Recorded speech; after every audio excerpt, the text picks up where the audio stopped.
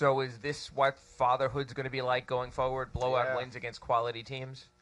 Santi's first win tonight, and I think they watched a little bit of it too.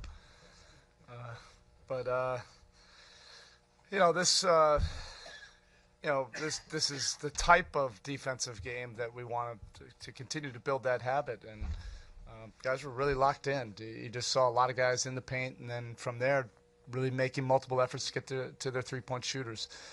You can see it; it's tangible when we're flying around and making multiple efforts, and you see what kind of team we can become when we're really locked in like that defensively. That team has been scoring at an incredibly high rate. Not an easy team to handle.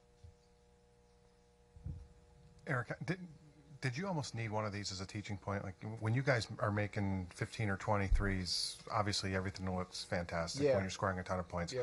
One of these playoff-type, Eastern Conference playoff-type games, how valuable a teaching point is this for what's coming in a couple weeks?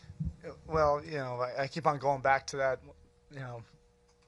what Pat used to always say, you prime the pump. You have these tough games, and either you're gaining something from it or you allow it to collapse your spirit.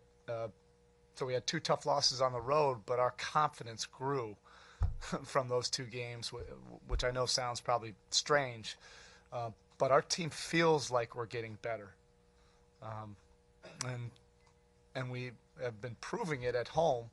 We haven't been able to get over the hump on the road, but at the home, these guys have been playing at a high level.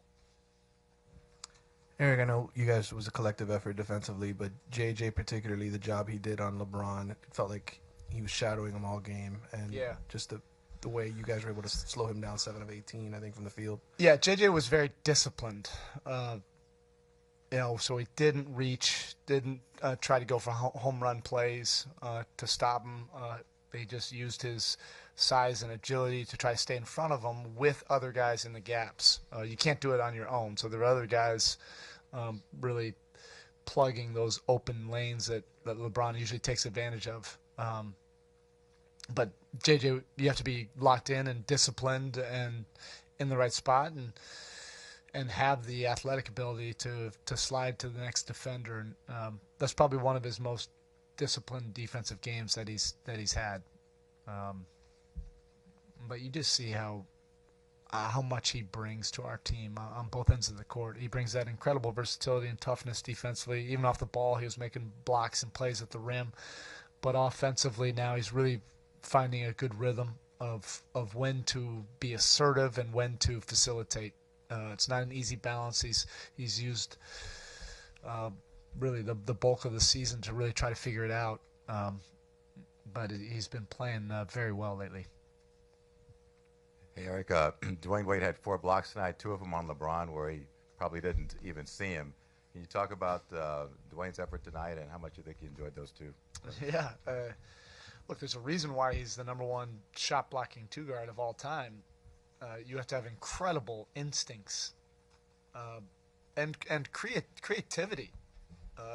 If you went through probably a good project for somebody, go through all of Dwayne Wade's blocks over the course of his career, you would see so many different kinds of incredibly athletic and intuitive and creative and instinctual plays. So you remember the highlight ones at the rim and the blocks against centers, but these were on the perimeter and end of the clock, come out of nowhere, from behind. But that's a great gift that he has, and he makes your defense better overall, just because of his experience. He knows how to be in the right place at the right time. But it was fun seeing him out there, on the right team this time.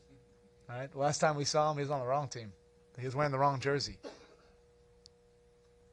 Erik, was maybe the most impressive thing tonight just the consistency on both ends. The lead was double digits, I think, for the final 3 quarters. Yeah, Cleveland you're always leaning forward when you get a lead on them. I've seen a lot of their games where they come storming back in the second half, and that's the way this league is right now anyway. You have a 15, 18-point lead.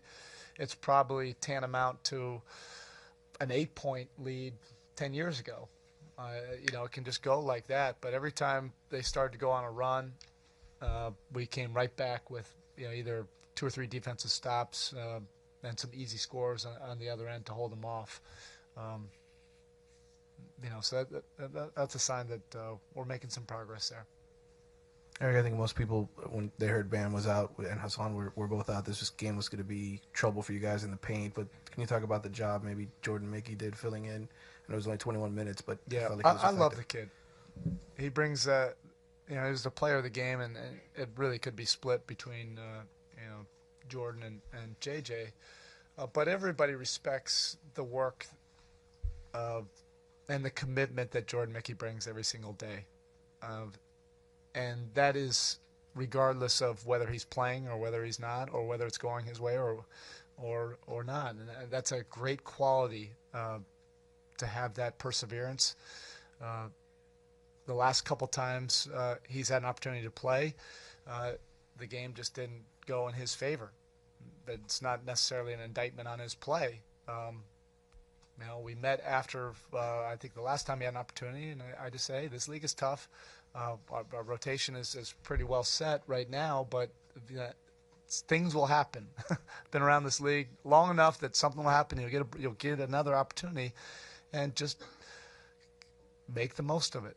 And he did this time. But it started with his approach every single day, that he just comes ready to work, and he's improved dramatically from the beginning of the season. Probably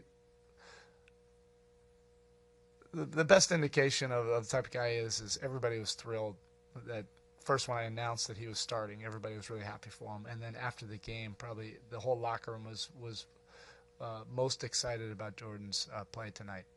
Man, I didn't even see his stats. They're probably not really indicative at all, to his impact. Erik, one more on Dwayne. He hadn't played in like 55 minutes when you finally got him in at the end of the third. I think he'd been at the table for a while too. It's so crazy. There was no stoppage. I was actually just talking about that with Pat, and typically it doesn't happen anymore, where there's not a stoppage in play with fouls or something. This game just didn't have a lot of stops then, but it was awkward. I put in a couple guys, and then it went about 2 minutes longer than I wanted. And then I turned to Dwayne. I said, "Hey, get up there. Might as well now, because I don't know when the next stoppage." And then we ended up going the whole quarter. It was definitely awkward. How important a shot was that? I think it was down to 12 or something like that. And again, he hadn't touched the ball except for maybe a couple minutes. Who does that? You come in the game and you're ready to roll, and hit a smooth, silky pull up. But that's why he is who he is. There's a difference between that kind of player. Erik, aside from the final score, is there a number or a comparison between numbers that illustrates how well you guys played tonight? Analytics? Is that what you're looking at? Well, whether it's your... I got a million numbers. I'll get a big report like this, but to hold a team basically 30-plus points under their average. You watch them on film, they score points. Our guys knew they'd have to really bring it defensively to hold them down. I mean, we're really just trying to hold them under their average. We thought that would be on our terms. So this was a little bit of a surprise.